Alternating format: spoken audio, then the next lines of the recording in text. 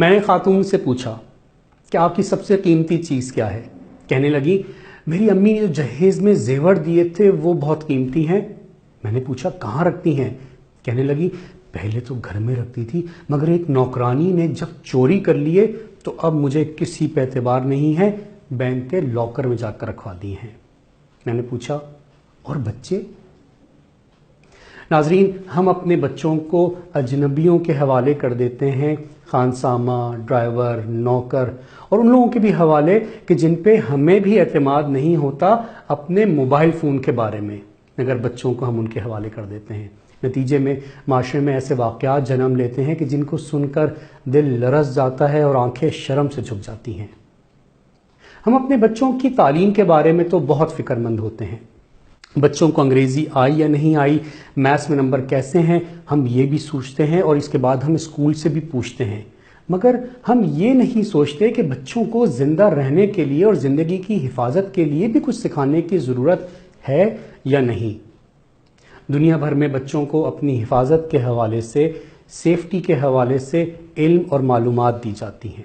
بچوں کی حفاظت، جس کو دنیا بھر کے اندر اسٹرینجر سیفٹی کے عنوان سے متعارف کروایا جاتا ہے، اس کے 3 بنیادی اسٹیک ہولڈر ہیں۔ سب سے پہلے والدین، اس کے بعد اساتذہ کرام اور پھر بچے خود۔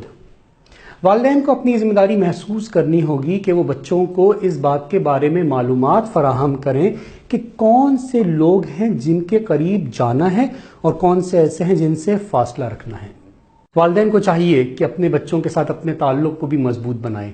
اگر ہم اپنے بچوں کو توجہ نہیں دے پائیں گے، اگر ماں اپنے بچوں کو کان نہیں دے گی، اس کی بات نہیں سنے گی، تو لازمی سی بات ہے کہ بچے پھر کسی ایسے سے بات کریں گے کہ جس سے بات کرنے پر شاید آئندہ خدا نہ خواستہ کوئی حادثہ ہو جائے۔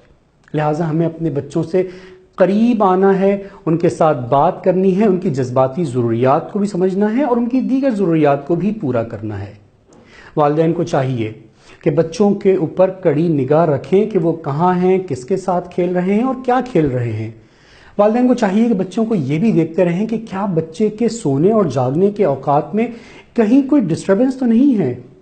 اگر کسی بچے کے کھانے اور پینے کے معاملات کے اندر کوئی تبدیلی نظر آتی ہے، اگر آپ کو لگے کہ آپ کا بچہ بجھا بجھا سا رہتا ہے، تو سمجھ لیجئے کہ کہیں کوئی مسئلہ نہ ہو۔ یہ بھی دیکھیے کہ بچہ کیا لوگوں سے چھپ رہا ہے یا بچہ لوگوں کے ساتھ زیادہ ہی گھل مل رہا ہے۔ یہ دونوں ہی ایکسٹریمز کچھ درست نہیں ہوتی ہیں۔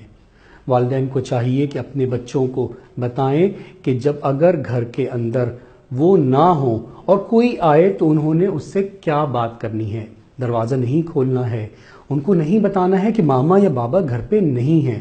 والدین کو چاہیے کہ بچوں کو یہ بھی سکھائیں کہ کس طریقے سے ہم نے کسی بھی محفل کے اندر جانا ہے اور محفل میں کس کے ساتھ کیسے بات کرنی ہے۔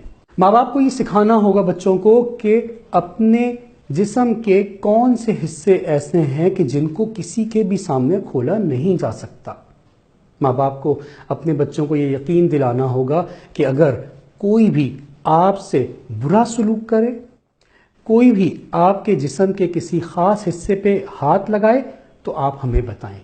ماں باپ کو بچوں کے ساتھ دوستی کرنی ہوگی، ان کو سمجھانا ہوگا، ان کو سمجھنا ہوگا، ان پہ نظر رکھنی ہوگی اور اپنے بچے کے رویے کو خاص طور پہ مانیٹر کرنا ہوگا۔ والدین کو چاہیے کہ ایسے افراد پہ بھی نظر رکھیں کہ جو بچے کے ساتھ بلا ضرورت محبت کا اظہار کر رہے ہیں اور اس میں کوئی تصنع ہے، کوئی مصنوعی پن ہے۔ والدین کو چاہیے کہ یہ بھی دیکھیں کہ کون ایسے بڑے ہیں کہ جو بچے کے ساتھ اکیلے وقت گزارنا چاہتے ہیں۔